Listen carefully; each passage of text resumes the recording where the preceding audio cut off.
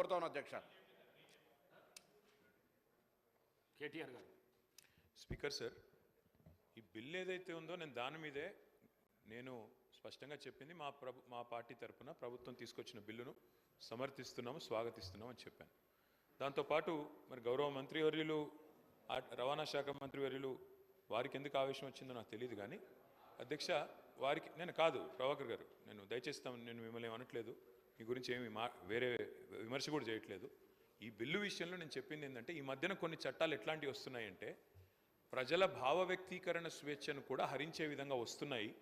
తెలంగాణలో మీరు చెప్పారు గతంలో కొంత ఇలాంటి కార్యక్రమాలు జరిగినాయి, ఇబ్బందులు జరిగినాయి, మేము వచ్చిన తర్వాత దాన్ని మారుస్తామని చెప్పారు. కర్ణాటకలో అక్కడి ప్రభుత్వం, కాంగ్రెస్ ప్రభుత్వం కేంద్రం తీసుకొస్తున్న చట్టాల వల్ల, కొన్ని చట్టాల వల్ల పోలీస్ రాజ్యం అయ్యే ప్రమాదం ఉంది, కాబట్టి మేము కొన్ని సవరణలు చేస్తామని చెప్పారు. నేను రాష్ట్ర ప్రభుత్వాన్ని నేను అడిగేది ఏమంటే, మన రాష్ట్రంలో ముఖ్యంగా ఇక్కడ ఈ సభలో కూర్చున్న వాళ్ళలో కూడా చాలామంది గతంలో వామపక్ష ఉద్యమాల్లోంచి, లెఫ్ట్ ఉద్యమాల్లోంచి, పౌర హక్కుల సంఘాల, ప్రజా సంఘాల నుంచి వచ్చిన వాళ్ళు ఉన్నారు.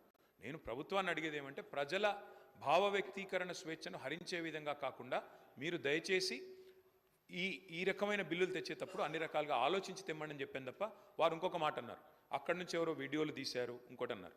మా వైపు నుంచి అలాంటిది ఏం జరగలేదు. ఇక్కడ మొత్తం కెమెరాలు మీ ఆధీనంలో ఉంటాయి స్పీకర్ గారు, మీ సెక్రటరీ గారి ఆధీనంలో, మీ ఆఫీస్ ఆధీనంలో ఉంటాయి.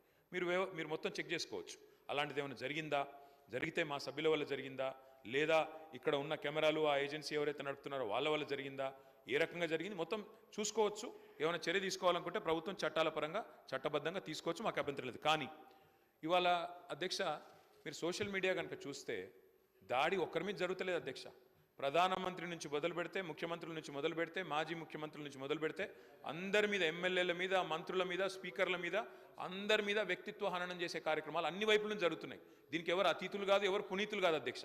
ఒక పార్టీ ఏం లేదు. నెహ్రూ గారి టైం నుంచి మొదలు పెడితే ఈ రోజున్న నాయకుల దాకా అందరి వ్యక్తిత్వ హననాలు జరుగుతున్నాయి, క్యారెక్టర్ అసాసినేషన్ జరుగుతుంది. దీనికి అందరం బాధితులమే, ఎవరం కూడా పునీతులం కాదు, ఎవరం అతీతులం కాదు. కాబట్టి దయచేసి నేను కోరేది, ఇది అన్ని పార్టీలో రావాలా. ఇదేదో ఒక పార్టీ వాళ్ళు చేస్తున్నారు, మిగతా వాళ్ళందరూ చాలా చక్కగా ఉన్నారు అధ్యక్ష. మరి మనం కూడా చూడాలి, ఇక్కడ ప్రయోగిస్తున్న భాష, ఇక్కడ మాట్లాడుతున్న పదజాలం ఎట్లా అధ్యక్ష. మరి అట్లా మీరు కూడా అవకాశం ఇవ్వండి, ఒకరోజు మొత్తం చెప్పుతో కొడతామని ఇష్టం వచ్చినట్టు మాట్లాడడం, ఇవన్నీ కూడా దయచేసి ఏదో టైంలో సంస్కారవంతంగా అందరూ మాట్లాడండి అని మీరు ఆ చైర్లో కూర్చొని ప్రమాణంగా అందరికీ చెప్పండి. మా ఒక్కరికి కాదు, అందరికీ చెప్పాలా. చెప్పినట్టయితే, ఒక రూలింగ్ ఇచ్చినట్టయితే అందరం కూడా దానికి బద్దులమై పనిచేస్తామని చెప్పి ప్రభుత్వానికి తెలియజేస్తూ ఈ బిల్లుకు సమర్థిస్తున్నాం అధ్యక్ష. శ్రీ మహేశ్వర్ రెడ్డి గారు.